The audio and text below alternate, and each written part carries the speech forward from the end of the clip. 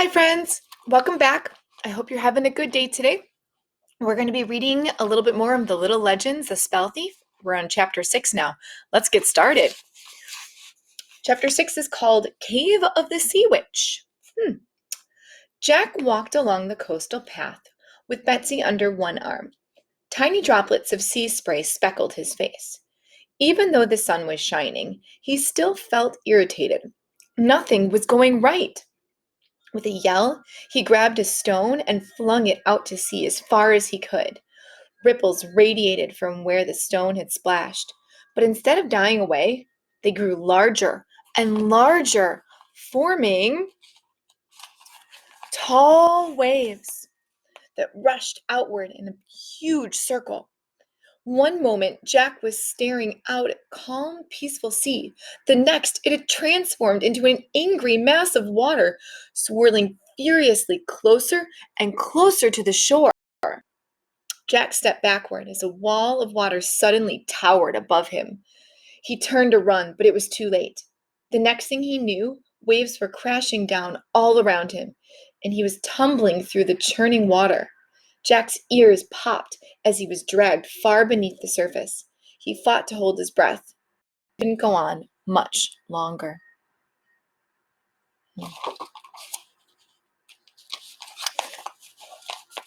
Um, what are you doing? Asked a voice. The water had stopped swirling, but Jack still felt its cool pressure all around. Jack pried open one eye and saw that he was in an underwater cavern.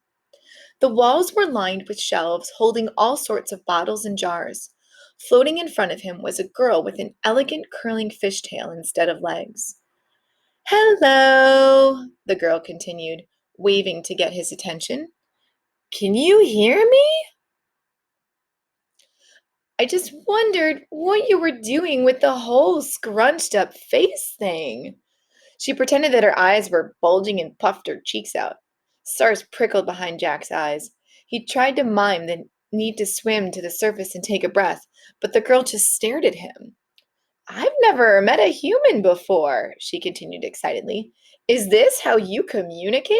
How interesting. Let me try to guess what you mean." She stared at Jack as he desperately pointed upward, and then to his mouth and his lungs. "Let me see. You've left your teeth above the water, and it makes your chest hurt." Jack shook his head furiously. "That's not it at all." Okay, muttered the girl. "No need to get angry." Just as Jack thought he was going to pass out, he opened his mouth and yelled, "I'm drowning!" His voice sounded unnatural through the water, all bubbly and muted. "You can speak!" exclaimed the girl brightly. "What's drowning?"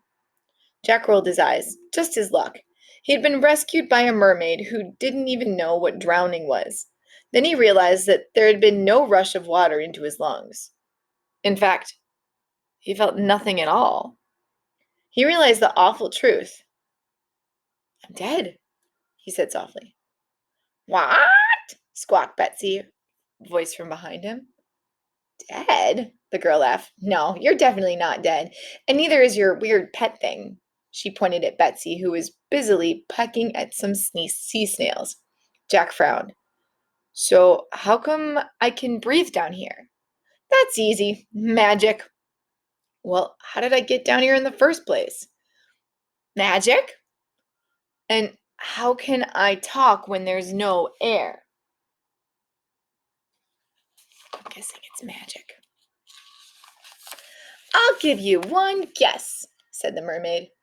"Okay, but look," replied the girl. "I'm a sea witch, okay?" She curled a strand of her hair around one finger and then added, "Well, I work for a sea witch, and she's sort of training me, but I can do some magic of my own." With a flick of her tail, she shot through the water, coming to stop inches away from Jack. "My name's Lily, or Lil, or whichever you like. What's yours?" "I'm Jack," he replied, "and this is my hen, Betsy. How wonderful it is to meet you both. So, what can I do for you today?" "Sorry?" Well, you threw a magic stone into the sea, summoning a sea witch. So it's kind of traditional that we do a deal now. You get a spell that you think will give you everything you want, but it's basically just a mean trick that always backfires. Oh, right, said Jack. And that doesn't sound too great. Lily looked worried. My boss would be furious if she knew I told you that. It's a good job that she's harvesting ingredients this week. Ingredients? Yeah, tears, sorrow, firstborn children, that sort of thing.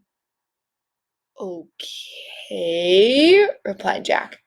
So this is a magic shop? You sell spells?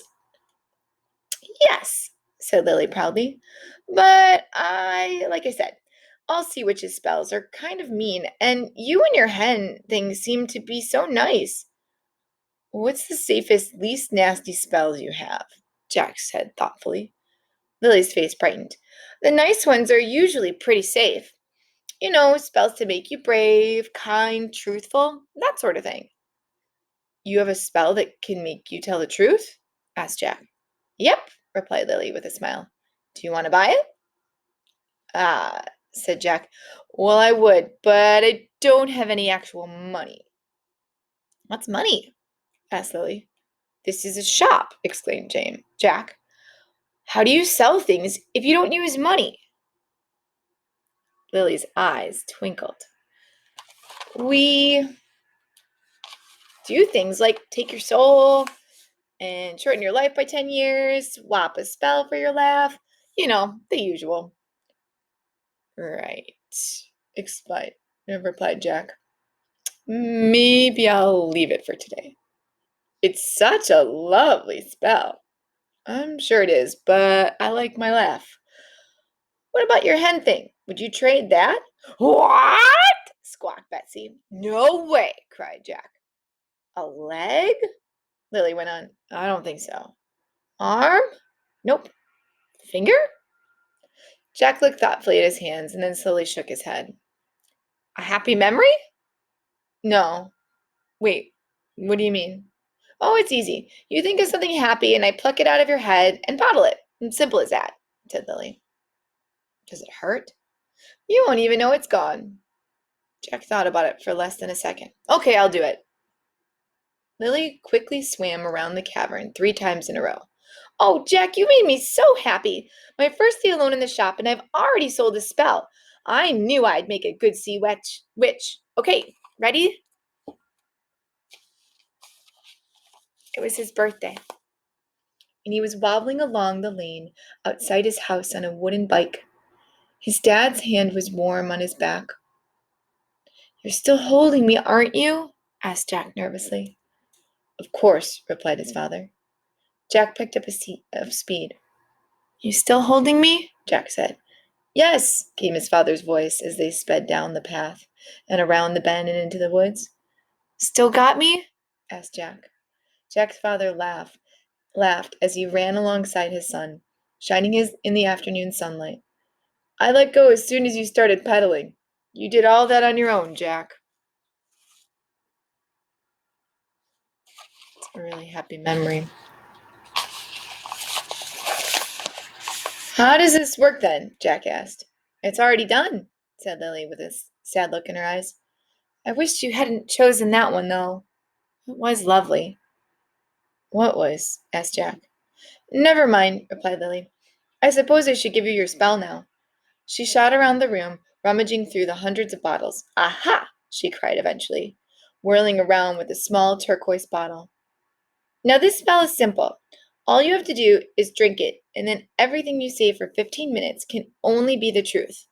Pretty clever, eh? Yeah, replied Jack, thinking he probably shouldn't say that he was really planning on using the spell for. So I guess this is where we say goodbye, said Lily. But we've only just met. You've got about 15 seconds before you start doing that drowning thing again, explained Lily. My magic isn't as strong as a real sea witch. Will I be able to come back? Asked Jack as the water began to swirl around him once more. Find a stone shaped like a swan, shouted Lily over the roaring waters. Betsy paddled frantically over to Jack, who pulled her tight. Then what? Shouted Jack. Same as before. Throw it into the sea, called Lily. Then she disappeared in a storm of bubbles. And that is the end of chapter 6. Wow, friends. Jack made a pretty big sacrifice and took away a really important memory. Is that something that he should be doing? Just to find out if Anansi is telling the truth or not? Do you think it's going to work? Let me know. And check back tomorrow for chapter 7. Bye.